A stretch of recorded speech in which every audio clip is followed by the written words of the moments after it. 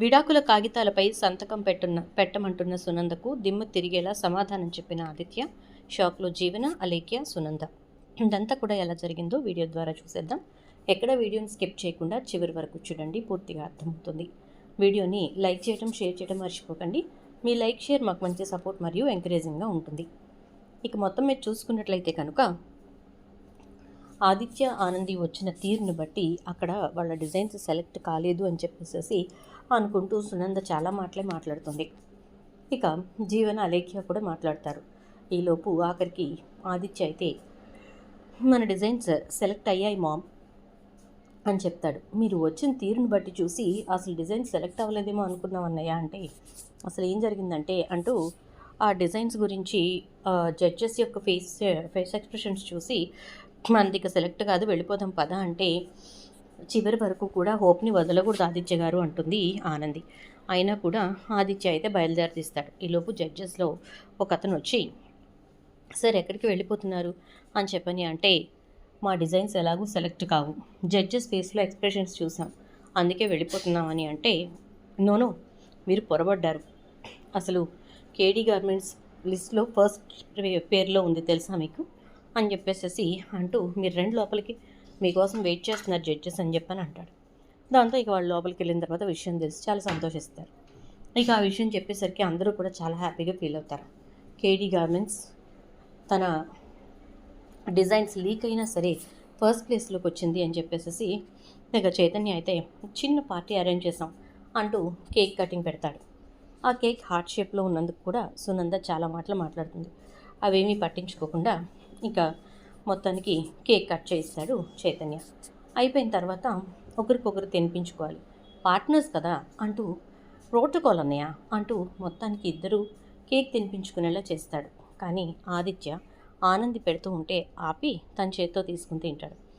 ఆనంది ఎలా అయినా సరే ఆదిత్య తనకు తినిపించేలా చేసుకోవాలని, ఇంకా మీరు ఆ భయంలోనే ఉన్నట్టున్నారులే, భయంతో బ్రతికే మనిషి ఏ పని చేయాలన్నా ఆలోచిస్తారు అని అంటూ ఉంటే, ఎవరు భయంతో లేరు ఇక్కడ అని ఆదిత్య ఇక సరేనని చెప్పేసి ఆనందికి తినిపిస్తాడు.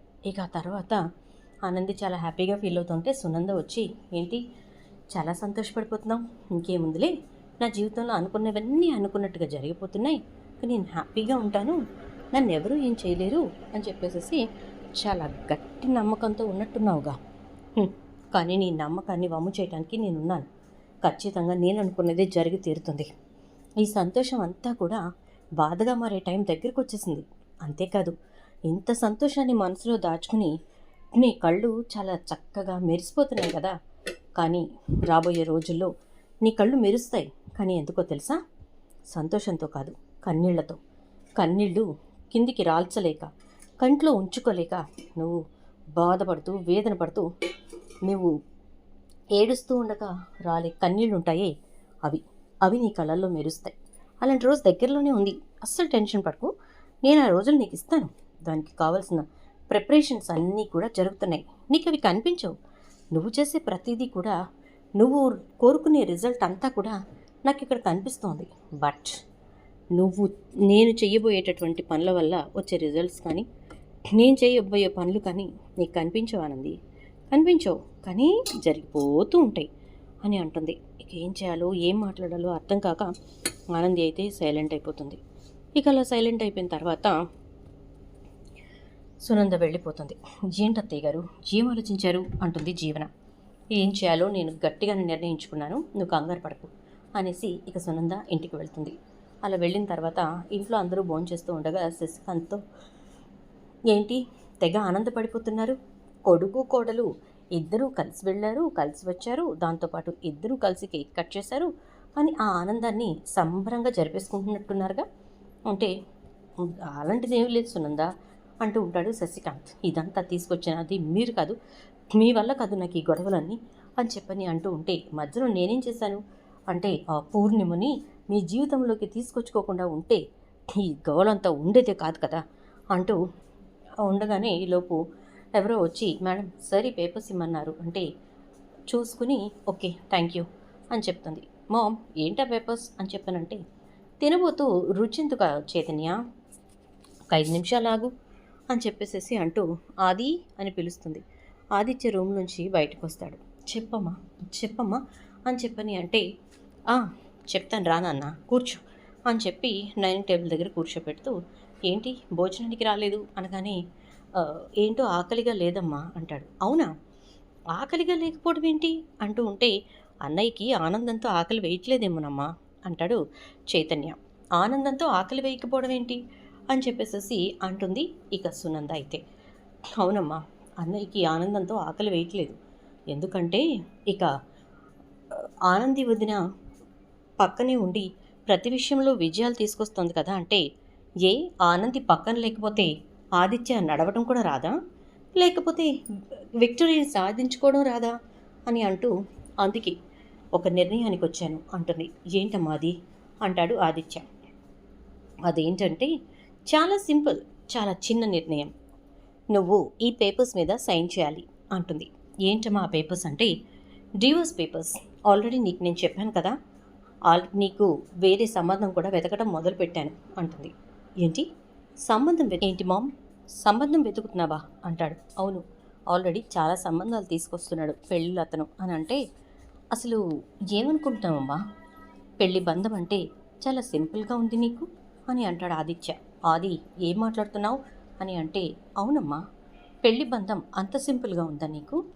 మీ కొడుకుని ఎలాంటి స్థితిలో ఉన్నప్పుడు అలేఖ్య వదిలేసి వెళ్ళిపోయింది. ఎంతో ప్రేమించింది. నేను లేనిదే జీవితమే లేదంది. నేను లేకుండా తను బ్రతకలేనంది. అన్ని మాటలు మాట్లాడిన అలేఖ్య నేనున్న పరిస్థితిని చూసి పెళ్లి చేసుకోవడానికి క్షణం కూడా ఆలోచించకుండా నో చెప్పేసి వెళ్ళిపోయింది. మరి అలాంటి స్థితిలో ఉన్న నీ కొడుకుని పెళ్లి చేసుకుని ఎలాంటి పరిస్థితి నుంచి ఎలా నిలబెట్టిందో నీకు తెలీదా? తప్పులు ప్రతి ఒక్కరూ చేస్తారు మామ్, కానీ ఆ తప్పుని పట్టుకుని పూర్తిగా జీవితాన్నే నాశనం చేసేస్తానంటే ఎలా చెప్పు? ఎన్నో విషయాల్లో పర్ఫెక్ట్గా ఉన్న ఆనంది ఆ ఒక్క విషయంలో పర్ఫెక్ట్గా ఉండుండదా? ఏమో, ఒకవేళ ఆనంది చెప్తున్నట్టుగా నిజంగానే తనకు తెలియకుండా, తన ప్రమేయం లేకుండా ఎవరో వెనకుండి ఇదంతా చేశారేమో, ఎవరికి తెలుసు" అని అంటుంది. అని అంటాడు ఆదిత్య. "ఏంటి అది, చాలా పాజిటివ్గా మాట్లాడుతున్నావు ఆనంది వైపు" అంటే, "షీఈజ్ మై వైఫ్ మామ్, నువ్వు ఆ విషయం మర్చిపోతే ఎలా? అన్ని విషయాల్లోనూ తను కరెక్ట్గా ఉంటుంది. ముఖ్యంగా అత్తగారింటి విషయంలో కానీ, పుట్టింటి విషయంలో కానీ తను పర్ఫెక్ట్గా ఉంటుంది. మరి అలాంటి ఆనంది పుట్టింటి విషయంలో ఆలోచించినట్టుగా అత్తింటి విషయంలో ఎందుకు ఆలోచించదు? కేవలం శ్రీతన్ పెళ్లి గురించి మాత్రమే ఆలోచిస్తుందా? అత్తగారి పరువు మర్యాదల గురించి ఆలోచించదా? చెప్పు మామ్. తనకి విషయం తెలిసి తను బయట పెట్టలేదు కాబట్టి తను తప్పు చేసింది అని చెప్పని అందరూ అంటున్నారు, ఈవెన్ నేను కూడా. కానీ అలా చెప్పే పరిస్థితి రాకముందే శ్రీతన్ తన పెళ్లి తను చేసేసుకుంటున్నాను అని చెప్పేసి చెప్పకుండా తను అక్కడికి పిలిచి తీరా పెళ్లి చేసేసుకున్నానని చెప్తే తను మాత్రం ఏం చేస్తుంది? అసలు పూర్ణిమ గారి విషయం గురించి ఎవరికీ చెప్పడానికి కూడా అవకాశం ఇవ్వకుండా శ్రీతన్ ఆ పని చేసినప్పుడు తన తప్పే ఉంటుంది. ఇక మీడియా సంగతి, మీడియాలో ఎవరిదంతా చేశారో, మీడియా వాళ్ళకి ఇదంతా ఎవరు లీక్ చేశారో ఖచ్చితంగా తెలుసుకు తీరుతానని సీను తిరుగుతున్నాడు. యాక్చువల్గా చెప్పాలంటే ఆ పని చేయాల్సింది నేను. ఎందుకంటే నా భార్య తప్పు చెయ్యలేదు అని చెప్పి నమ్ముతున్న వాడిని అది నిజం, తను ఏ తప్పు చెయ్యదు అని నిరూపించాల్సిన నేను సైలెంట్గా కూర్చున్నాను. కానీ వాడు స్నేహితుడైనా కానీ నా స్నేహితురాలు తప్పు చెయ్యదు అని నమ్మి తన కోసం ప్రతి మీడియా ఆఫీస్కి తిరుగుతున్నాడు. తెలుసా నీకు ఆ విషయం అని అంటూ ఉంటే, ఇప్పుడు ఏమంటావా, అది సంతకం పెట్టవా అంటూ ఉంటే, ఏంటి బావగారు మీరు చాలా వరకు ఆనంది గురించి బాగా పాజిటివ్గా ఆలోచిస్తున్నట్టున్నారు అంటుంది ఇక జీవన.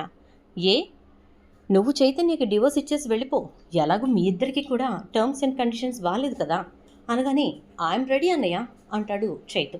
అది మీ ఇద్దరి మధ్య ఉన్న బంధం అంటాడు ఆదిత్య. ఏంటి బావగారు, నేనేమి ఆనందులా తప్పులు చేయలేదంటే దొరకనంత వరకు అందరూ అంతే జీవన, దొరికినప్పుడే దొంగలు బయటపడేది.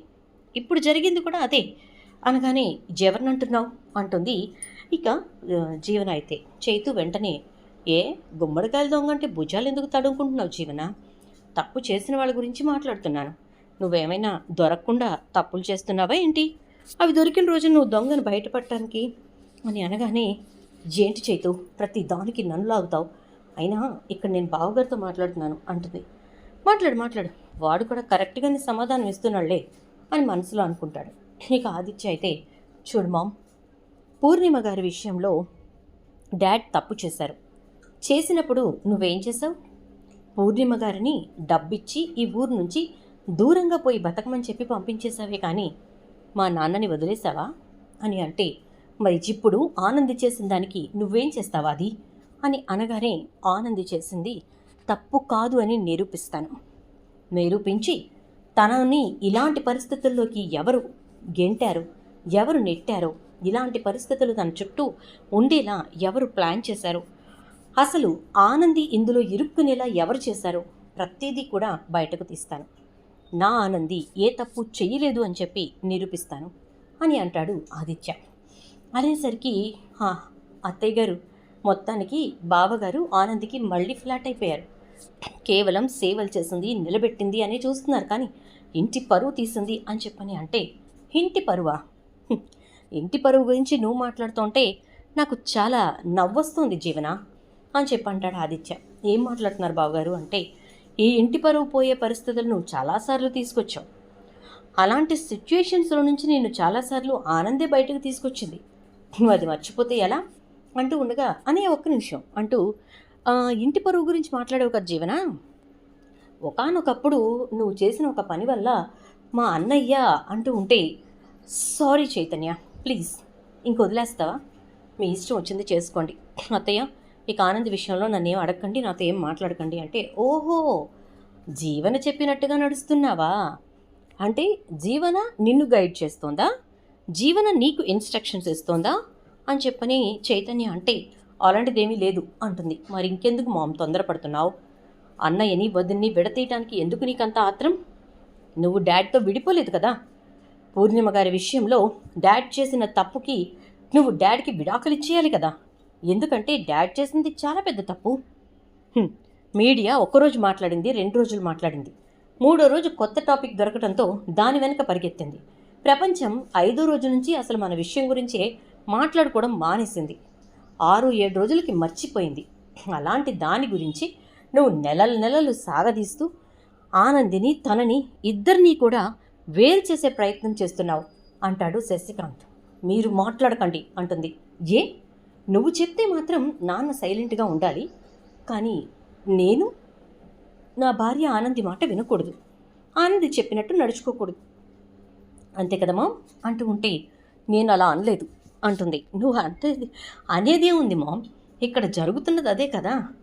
ఆనంది ప్రతి విషయంలోనూ పర్ఫెక్ట్, అది అందరికీ తెలుసు. ఎక్కడ దొరుకుతుందా అని వెయిట్ చేస్తున్నట్టుగా వెయిట్ చేసి ఇక దొరికింది కాబట్టి, పూర్ణిమ గారికి ఆనంది హెల్ప్ చేసింది కాబట్టి, పూర్ణిమ విషయంలో నీ మాట వినకుండా తన సొంత నిర్ణయం తీసుకుంది కాబట్టి, తను ఇచ్చిన మాట ప్రకారం వాళ్ళకి అండగా ఉంటాను అని చెప్పి నిలబడింది కాబట్టి, తనని ఏదో ఒకటి చెయ్యాలి అనేది నువ్వు మనసులో పెట్టుకున్న గట్టి సంకల్పం. దానికి శ్రీతన్ పెళ్ళి బాగా ఉపయోగపడింది. దాన్ని యూజ్ చేసుకుని నీ మనసులో తన మీద ఉన్నటువంటి గ్రడ్జ్ మొత్తాన్ని కూడా తీర్చేసుకోవడానికి చాలా ప్రిపేర్ అయ్యావు. దానికి తగ్గట్టుగా చాలా వరకు కూడా నువ్వు నడుస్తూనే ఉన్నావు. ఇప్పటికీ దానికి సంబంధించినటువంటివి చేస్తూనే ఉన్నావు. బట్ చివరాఖరికి వచ్చేసరికి ఆనందే గెలుస్తోంది. అది నువ్వు తట్టుకోలేకపోతున్నావు, అంతే కదమ్మా అని చెప్పని అనగానే ఇక ఏం మాట్లాడాలో అర్థం కాక, ఇప్పుడు ఏమంటావు? విడాకులు ఇస్తావా ఇవ్వవా అని అంటే, ఇంతసేపు నేను చెప్పిందేంటి?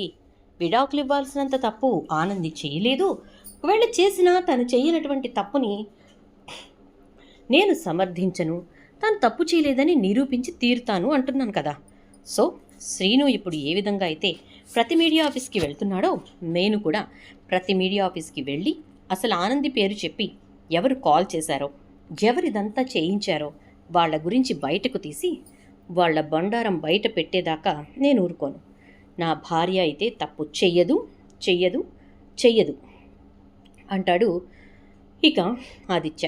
దాంతో ఇక ఏం మాట్లాడాలో అర్థం కాక, సునంద, ఏంటండి మీరేం మాట్లాడరేంటి అంటే, నేనేం మాట్లాడతాను సునంద, వాడి భార్య గురించి అంత పర్ఫెక్ట్గా అంత నమ్మకంగా ఉన్నప్పుడు నువ్వు నమ్మకం పెట్టుకోకు, భార్యను నమ్మకూడదని ఎలా చెప్తాను? ఎందుకంటే నేను నిన్ను నమ్ముతాను కదా, నువ్వేం చెప్పిన దానికి సరే అంటాను కదా అని అనగానే ఇక సునంద ఏం మాట్లాడకుండా వెళ్ళిపోతుంది. అలా వెళ్ళిపోయినటువంటి సునంద ఇక జీవన్ దగ్గరికి సునంద్ దగ్గరికి జీవన్ వస్తుంది. ఏంటి ఆంటీ ఇక గివప్ ఇచ్చేసారా అని అంటే, ప్రస్తుతానికి సైలెంట్గా ఉండడం తప్ప మనం ఏం చేయలేం, కానీ ఖచ్చితంగా ఆ విడాకుల కాగితాల మీద సంతకం పెట్టించి తీరుతాను.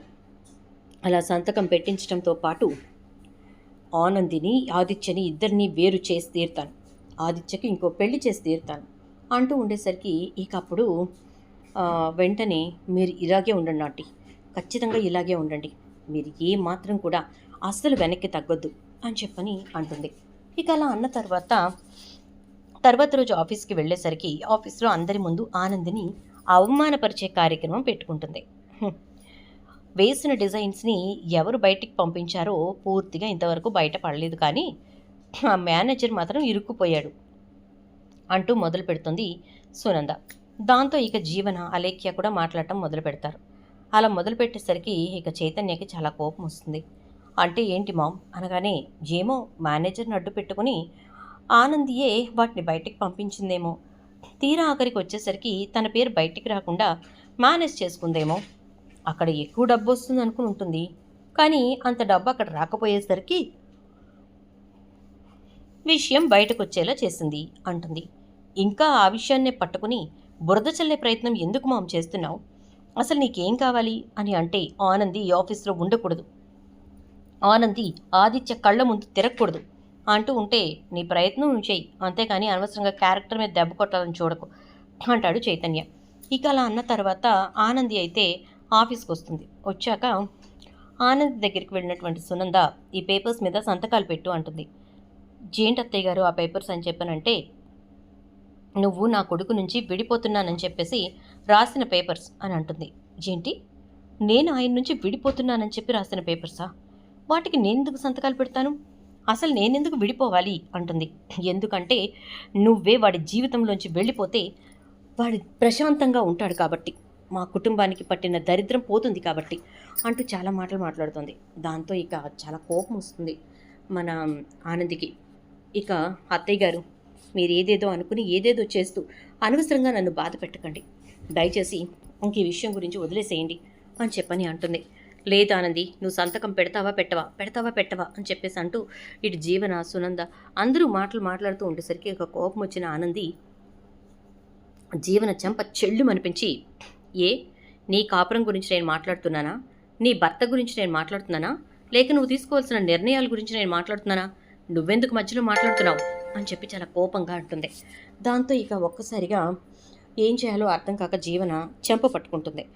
ఆనంది మాట్లాడిన మాటలు తన గురించేనని చెప్పేసి అర్థం చేసుకున్న సునంద ఇక వెంటనే అక్కడి నుంచి వెళ్ళిపోతుంది. ఇక అలేఖ్య జీవన అయితే, ఏంటి ఇలా రియాక్ట్ అయింది అంటే, ఇంకా నయ్యం, నిన్ను కొట్టి ఊరుకుంది, మళ్ళీ వచ్చి నన్ను కూడా కొడుతుందేమో, ఎందుకు వచ్చింది, ఏదో ఒకటి పడండి బాబు నాకెందుకు అని అంటూ అక్కడి నుంచి అలేఖ్య వెళ్ళిపోతుంది. అలా అలేఖ్య వెళ్ళిపోయిన తర్వాత జీవన కొత్త ప్లాన్ స్టార్ట్ చేస్తుంది. అత్తయ్య గారు, అసలు ఆనంది ఇక్కడెక్కడ ఉండకుండా ఉండాలి అంటే, ఆనంది మీద ఆఫీస్లోనే దొంగతనం మోపాలి, అప్పుడు మనకి ప్రశాంతంగా ఉంటుంది. అంటే ఏం చేస్తావో చెయ్యి, అది మాత్రం ఇంకా ఆఫీస్లో ఉండకూడదు, ఎట్టి పరిస్థితుల్లో ఉండకూడదు, ఇప్పటి వరకు ఏమో కానీ ఇప్పుడు నాకు గట్టిగా పంతం వచ్చింది అని అంటుంది ఇక సునంద. దాంతో ఇక ఆ జీవన మేనేజర్తో కలిసి కొత్తగా ఇంకొక ప్లాన్ చేస్తుంది. ఆఫీస్లో ఆదిత్య రూమ్లో సునంద ఇచ్చినటువంటి డబ్బు సూట్ కేసు ఉంటుంది. ఆ సూట్ కేసుని తీసుకువెళ్ళి ఆనంది ఆ సూట్ కేసులోంచి కొంత డబ్బు తీసి ఆనంది హ్యాండ్ బ్యాగ్లో పెట్టిస్తుంది జీవన. ఇక అలా పెట్టించిన తర్వాత ఆ విషయం గురించి కూడా పెద్ద రచ్చ చేస్తుంది. చివరాఖరికి అదంతా కూడా కుట్రని, ఆనంది తీసుకోలేదని, ఏ టైంలో అయితే ఆ డబ్బు కనిపించకుండా పోయిందో ఆ టైంలో అసలు ఆనంది ఆఫీస్లోనే లేదని చెప్పడంతో, రుజువు అవడంతో ఇక ఏం చేయాలో అర్థం కాక అందరూ కూడా సైలెంట్ అయిపోతారు. చూద్దాం మరి రాబోయే ఎపిసోడ్స్లో ఏం జరుగుతుందో. వీడియో నచ్చితే లైక్ చేసి వీడియోని షేర్ చేయండి, ఛానల్ సబ్స్క్రైబ్ చేయండి, పక్కనే ఉన్న బెల్ ఐకాన్లో ఆల్ ట్యాప్ చేయండి.